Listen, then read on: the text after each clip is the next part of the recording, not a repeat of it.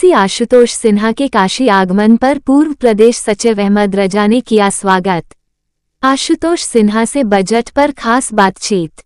वाराणसी बताते चली कि सपा एमएलसी आशुतोष सिन्हा के काशी आगमन पर पूर्व प्रदेश सचिव अहमद रजा ने किया स्वागत। आज बनारस पहुंचने पर आशुतोष सिन्हा ने कहा कि जिस तरह से सरकार ने बजट पेश किया है, ये बजट एक झुनझुना बजट है। हर बार की तरह इस बार भी बजट सिर्फ जुमलों और हवाई दावों के अलावा कुछ भी नहीं। देश की सभी बड़ी समस्याएं, फिर चाहे युवाओं के रोजगार की बात हो या किसानों की बात हो या फिर महंगाई की बात हो, किसी भी समस्या की निवारण का स्पष्ट रोड मैप नहीं है। पिछले बजट में जो वादे किए गए थे, जो योजनाएं घोषित हुई थी, उनकी कोई चर्चा न करते हुए फिर से नए वादे, नई घोषणाएं, ये सब सिर्फ दिखावा है। मोदी सरकार के पास इस देश के विकास को लेकर कोई स्पष्ट दृष्टि नहीं है, न ही उनकी कोई नियत है। भारत जैसा युवा देश युवाओं को रोजगार नहीं दे पा रहा है, आम आदमी को महंगाई से राहत नहीं दे पा रहा, किसानों को उनकी उपज का मूल्य नहीं दे पा रहा है, आदिवासी को जल जंगल जमीन नहीं दे पा रहा है। हर बार की तरह इस बार भी बजट सिर्फ और सिर्फ निराशाजनक रहा। देखिए, लगातार जब से मोदी सरकार आई तब से लगातार, चाहे वो गरीब हो, मजदूर हो, किसान हो, नौजवान हो, बुनकर हो, बेरोजगार हो, अल्पसंख्यक हो, अधिवक्ता हो, हर आदमी सरकार से बहुत उम्मीद अपने आप को महसूस कर रहा है। और जो बजट कल केंद्र सरकार का आया है, ये बजट पूरी तरह से ये महिला विरोधी बजट है, युवा विरोधी बजट है और ये व्यापारी विरोधी बजट है।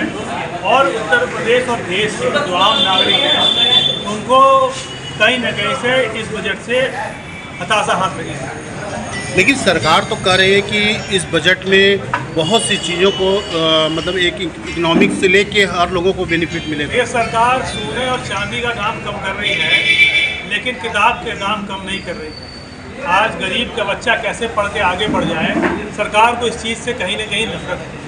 आज बच्चों के जो एग्जामिनेशन हो रहे हैं, उसके पेपर लीक हो जा रहे हैं, नौजवान बेरोजगार होता जा रहा है, महिलाओं के साथ अत्याचार अपराध बढ़ गए हैं, लगातार महंगाई चरम पे है। और चाहे महंगाई हो, बेरोजगारी हो, हर मामले में सरकार पूरी तरह विफल हो चुकी है।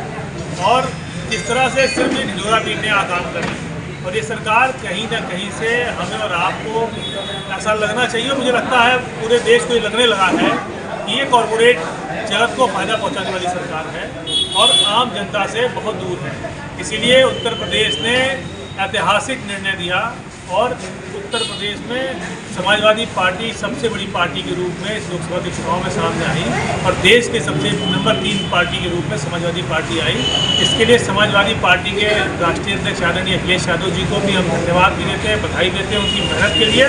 और समाजवादी पार्टी का एक एक कार्यकर्ता मजबूती के साथ पूरे प्रदेश में समाजवादी व्यवस्थाओं को मजबूत करने के लिए, देश के संविधान को बचाने के लिए, लोकतंत्र को बचाने के लिए और आरक्षण को बचाने के लिए मजबूती से साथ खड़ा हुआ। इसलिए मैं प्रदेश के और देश की जनता को भी धन्यवाद देता हूँ। अहमद रजा बाबू, पूर्व प्रदेश सचिव समाजवादी संगठन। आज यहाँ पे किस तरह का प्रोग्राम किया गया है? माननीय एमएलसी साहब को जो है विधानसभा परिषद में यूथ सचेतक बनाने के दिशा में हम लोग जो है एमएलसी साहब का जो है माल्यापुर उनका स्वागत किया गया। क्या कहेंगे जिस तरह से 2024 का बजट आया है, बजट में जिस तरह से प्रक्रिया विपक्ष की सरकार की तरफ से घेरने का काम कर रही है, तो क्या कहेंगे? देखिए, जो सरकार का जो बजट है, ये सरकार का बजट जनता के लिए नहीं, उसी बचाने के लिए बजट आया। बजट जो है सबसे ज़्यादा बजट उन्होंने बिहार में दिया है और उत्तर प्रदेश में कुछ नहीं किया है। गरीबों के लिए, मजदूरों के लिए, महिलाओं के लिए उनको कोई बजट नहीं है।